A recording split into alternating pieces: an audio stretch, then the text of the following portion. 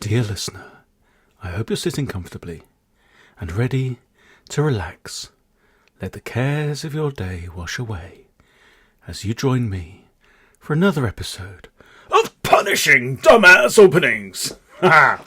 Yeah, fooled you. Okay, what to say? Just go into it, I suppose. So it's a 10-minute rapid game. So this guy has 600 seconds not to make a dumbass opening. Shall we see how he manages it? And there's a very important lesson in all of this for us. So I've got the white pieces. Of course, I open with the best move, pawn to e4. We have pawn to e6, the French defence. Pawn to d4.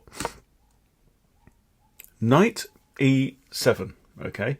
Now, fair enough, I'm thinking this guy may have some serious, crazy prep up his sleeve. So I decide to go for a fianchetto setup on the king side because he's giving me time to do what I want. I'll probably play f4. I'll castle either side. I don't know yet. I don't know. We'll see. We have now pawn to d6. A small centre. Right? There's one in the pitch called the small centre defence, isn't there, where he plays both of these. I fianchetto. I just figure I'm going to...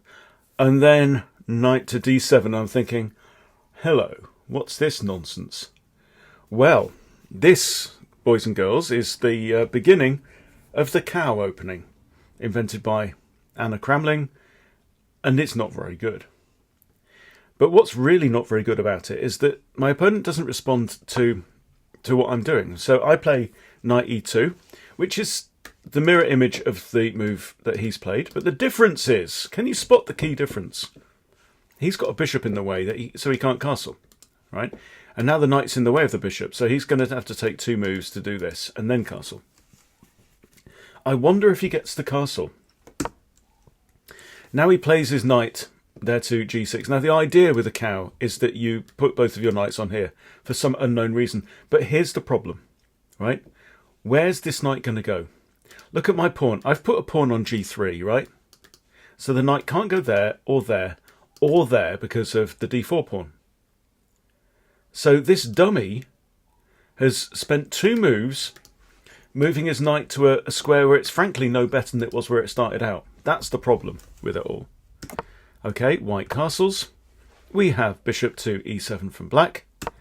And now pawn to f4. Okay, is he going to castle? No, he pushes b6, thinking about fianchettoing. Now here, I mean the move e5 I suppose is quite playable. But he may then lock the position. We don't really want that. But that actually, yeah, that would put pressure on the rook. So he probably would just lock up the position. We don't need to do that. So here I'm thinking, sod it. I've castled. Dummy over here hasn't. And by the way, before anybody starts moaning in the comments, you know that being you rude to your opponents, you see me being a complete dumb, whatever, arsehead, frequently on this channel. So it's all in good fun. I'm not saying that. Well, I mean he's a fool for playing this opening anyway. But apart from that, okay. So f5 now. f5, I think sod it, right? He's failed to castle. He could have castled on the last move perfectly well. In fact, let's just check the difference in the evil eval. Okay, it's 0.8 here for white. He pushes that. It's now 0.16. Right? So my lead has just doubled by almost a pawn as well because he's failed to castle. And now f5. Clearly, there's no other move really here. In fact, what does the machine say? Machine says f5, the best by far. Then c4, just grabbing the entire park, basically. Right, and then b3. So, but yeah, f5, good move, Benjamin. Obviously, tempo on the knight, so he's got to do something. But I'm also just threatening to smash open the doors in the middle of the board. Takes. What's wrong with this? That's right. Particularly if you've watched today's shorts. Because this exact position was on it. What he should have done is actually retreated the knight. Which is just, adding insult to injury.